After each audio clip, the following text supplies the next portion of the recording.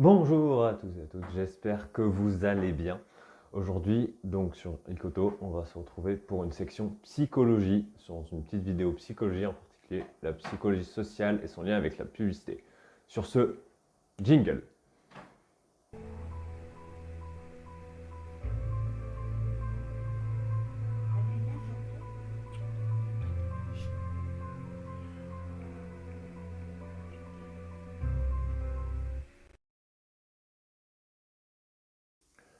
Donc comme je vous le disais, on va parler de psychologie sociale et en particulier de publicité dans la psychologie sociale. En effet, la publicité et les psychologues, en particulier de la communication, se sont basés donc sur cela pour dégager justement les aspects qui faisaient que la publicité nous influence. On doit en particulier ces recherches à Robert Cialdini qui a dégagé 6 facteurs que je vais aborder dans cette vidéo. Tout d'abord, le premier facteur. Et oui, il faut bien commencer quelque part.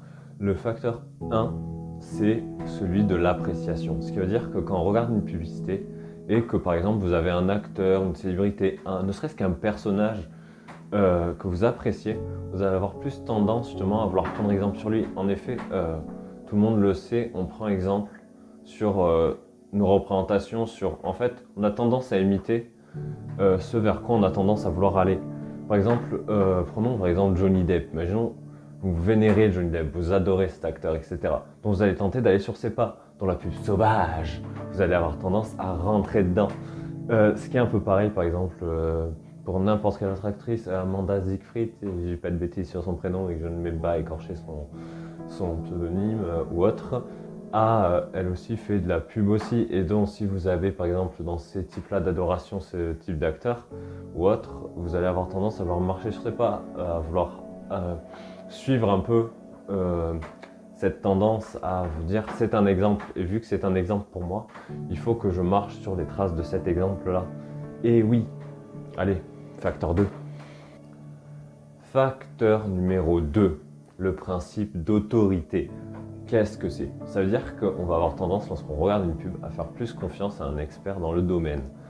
Prenez par exemple tout ce qui est pub style Colgate, avec je sais plus comment il s'appelle. On va avoir tendance à faire confiance aux experts dans le domaine, c'est-à-dire dans la dentition, on va avoir plus tendance à faire confiance à l'expert dans la dentition. Donc mettre un expert de quelque chose dans une pub, avoir tendance à nous faire plus confiance à nous, êtres humains, dans le produit qui nous est présenté. Et oui, c'est évident. Et ça régale justement d'ailleurs, qui ne plongerait pas dans une pub justement parce qu'il est un expert dedans. C'est logique aussi qu'on fasse plus confiance à un expert, nous aussi. Enfin, on a tendance à vouloir avoir confiance en eux et à se dire, vu qu'il a la connaissance, ça nous donne moins de travaux derrière à nous mettre en place, à se dire, mais est-ce vraiment le bon choix? Donc voilà pour le facteur numéro 2. Maintenant, on va passer au facteur numéro 3. C'est parti! Troisième principe qui joue beaucoup dans les pubs, ou qui joue dans la façon d'aborder, de nous faire acheter un produit, c'est le principe de réciprocité. Qu'est-ce que je veux dire par là? Tout simplement que lorsque vous allez dans un supermarché, vous savez, il y a souvent tendance à avoir des petits vendeurs ambulants, genre style, je sais pas, un chocolatier, qui va vous donner ses chocolats. Et vu que notre société, elle est un peu régie par le fait que, on a tendance à, quand quelqu'un me donne quelque chose, à vouloir lui rendre en retour. Vous savez, c'est quelque chose de social, c'est ce qui nous régule socialement. Tu me donnes quelque chose, moi je vais t'offrir en retour ma présence à tel ou tel endroit. Et vu que ça régule cela, on en vient à justement, lorsque quelqu'un va nous offrir ce petit chocolat, dire bah oui, ce chocolat il me l'a offert, mais qu'est-ce que je peux faire en retour pour ce petit marchand? Tout simplement.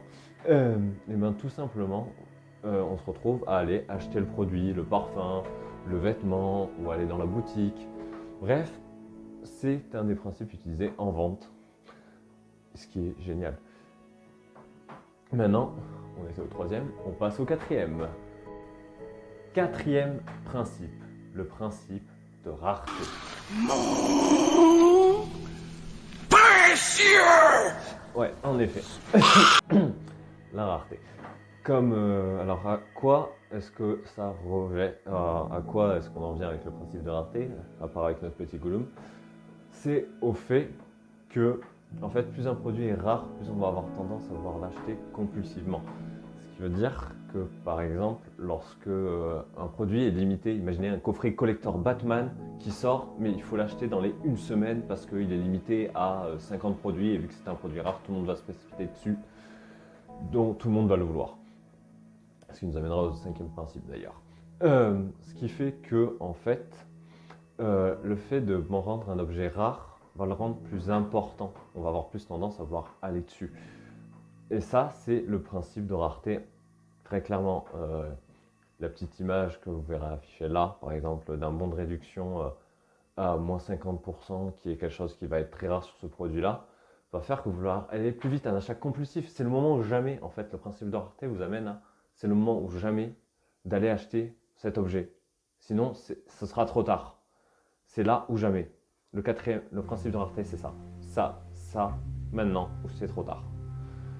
Suite à ce principe de rareté, on attaque le 5e principe. Le 5e principe est le principe de consistance. Alors tout simplement, ce principe, qu'est-ce qu'il veut dire? Il veut dire juste qu'en fait, on a tendance à additionner un type de personnalité avec l'achat d'un objet. Par exemple, on peut prendre un exemple très simplifié qui est les gens bien vont acheter tel type d'objet. Les gens bien vont acheter des poussettes. Cherchez pas à comprendre, ils achètent des poussettes. Ou sinon aussi, il peut y avoir les sportifs de haut niveau boivent telle boisson, genre les sportifs de haut niveau boivent du coca. Non, en effet. En effet, non. Mais voilà, genre en fait, on va avoir tendance à additionner en fait un comportement d'achat avec une personnalité d'individu. Les gens méchants, les écolos achètent du papier non provenant d'arbres, les véganes achètent du riz bio, par exemple. Ça, ce ne sont que des images hein, que je sors. Ne vous mettez pas tous à me taper dessus. C'est juste ça, c'est ce côté de les gens vont acheter tel type d'objet, donc si je veux faire partie par exemple des gens bien, je vais aller acheter une poussette. Voilà. C'est tout donc pour le principe de consistance. On va passer au 6e principe et aller un peu plus en profondeur après. Allez, 6e principe de Robert Cialdini, notre cher Robert Cialdini qu'on adore et qu'on veut avoir toujours tous comme ami, même si je ne sais plus s'il est mort ou vivant. Espérons qu'il soit vivant. Mais je crois qu'il est mort. Bref, dérivons la preuve sociale. La preuve sociale, qu'est-ce que c'est? C'est juste que lorsque vous allez voir plein d'individus porter telle ou telle marque, vous allez vous dire cette marque est désirée et désirable. Ce qui veut dire en fait, il peut avoir cet effet-là, qui est que beaucoup de gens vont porter des Adidas ou je sors des marques, hein, on ne met pas en chaîne, c'est génial dans la vie.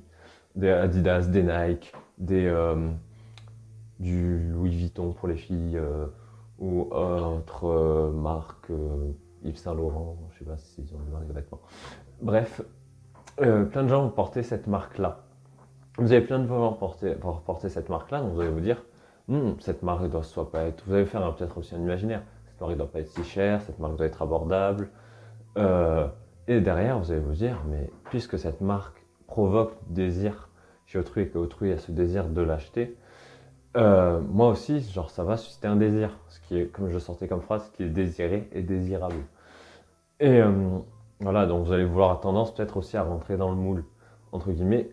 C'est pour ça aussi là qu'on va rentrer un peu plus en profondeur sur celle-là, qui est que certains individus vont avoir tendance à justement prendre le contraire, qui est que justement plus une marque va être désirée, plus ils vont tenter d'éviter de l'acheter pour justement éviter d'entrer dans ce moule et justement tenter à se sortir. Par exemple, on pourrait dire que ceux qui achètent des... j'ai pas de nom de marque qui me vient en tête, mais je sais pas, genre t'achètes la marque de chaussures que portaient à une époque, que portent beaucoup ceux qui aiment le rock et le metal. Je l'aurai en sous-titre en dessous. Ben clairement, on peut se dire, mais oui, mais ceux-là, ils en portent parce que justement, ils veulent pas porter les mêmes chaussures que tout le monde. Ou justement, enfin, avoir cet aspect de justement sortir du moule, mais pour entrer dans un autre schéma qui vienne en opposition avec celui de la société. C'est pour ça que la preuve sociale est à prendre aussi avec des pincettes. Allez, maintenant, je vous offre un petit bonus. Vous en avez envie, avouez. Et voilà, donc le petit plus, en plus de Robert Cialdini, c'est la cognition sociale qui veut dire qu'en fait, ce sont l'ensemble des processus cognitifs, c'est-à-dire l'ensemble des processus cognitifs que nous avons dans des connaissances et autres, des bruits, des contextes, etc., dans la boîte noire. Pour ceux qui ne savent pas, je vous mettrai une petite image d'une vidéo sûrement qui traite du sujet. Dont des cognitions sociales, c'est l'ensemble des processus cognitifs qui sont impliqués dans nos relations sociales. On a là donc ici la théorie de l'action planifiée de Eisen en 1991 qui traite de ce sujet-là, qui est donc clairement en fait l'ensemble de nos comportements proviennent de nos intentions. Un truc qui paraît logique, c'est-à-dire que tu as une intention donc tu vas émettre tel comportement. J'ai l'intention d'aller acheter du pain, donc je vais avoir comme comportement d'aller à la boulangerie, aller demander à la boulangère d'acheter mon petit pain. Chose simple. Ensuite, donc là, ça rentre aussi dans le fait que socialement, si on veut être accepté, ou on veut justement, parfois aussi, on va aller contre les conditions sociales et justement les connaissances de ce fait. Par exemple, on va par exemple se poser une question essentielle lorsque abordons le sujet, acheter un pot de Nutella. Je vais acheter un pot de Nutella et je vais me mettre à me poser comme question, mais quelles conséquences ça va avoir sur l'environnement par exemple. Donc je vais me poser la question comme ça, donc je vais me dire est-ce que socialement parlant, si je me mets à adopter tel comportement de ne pas acheter du pot de Nutella et un autre pot de Nutella ou un autre type de façon de produire ce type de produit, est-ce que socialement je ne serais pas plus accepté et acceptable au sein de la société? Donc ça amène en fait tout un processus dans nos actions et notre achats en fait, à vrai dire. La naissance un peu du commerce bio, ça peut provenir aussi un peu de là. Le fait que nous, que les consommateurs, on se soit mis à changer de comportement pour justement adopter plus un comportement d'achat. Plutôt, on s'est mis à acheter du bio, donc ils ont vu la faille du bio, ils se sont dit vas-y, il faut produire du bio, vu que les comportements évoluent. Et oui, mais les comportements, elles proviennent de nos intentions. Donc, c'est-à-dire que si les consommateurs vont de plus en plus avoir l'intention de faire plus attention à la planète, de faire plus attention à telle chose, ils vont se mettre à acheter des produits plus du terroir ou autre. Là où un consommateur qui aura une autre façon de se comporter, un comportement différent, faudra peut-être plus acheter des produits pas bon marché, mais des produits abordables qu'il a envie de se faire plaisir en fait. Et donc c'est là où on vient la fameuse, c'est là où justement l'ASN et l'action planifiée, qui est qu'on veut être aussi intégré dans notre société, dans la société dans laquelle on vit, mais aussi justement se faire à la fois plaisir et en même temps pouvoir aussi aborder socialement autrui et être avec autrui. Donc voilà, ça c'est la dernière théorie que je vous proposais pour cette petite vidéo sur psychologie sociale et publicité. Donc moi c'est Ikoto, vous pouvez cliquer sur m'abonner en dessous, c'est juste en dessous, et sur la petite cloche pour avoir les notifs lorsque je sors une vidéo. Sur ce, j'espère que cette vidéo qui traitait de psychologie vous aura plu. Il y a du cinéma qui est sur la chaîne en ce moment, peut-être du gaming à venir ou de l'histoire de jeux vidéo.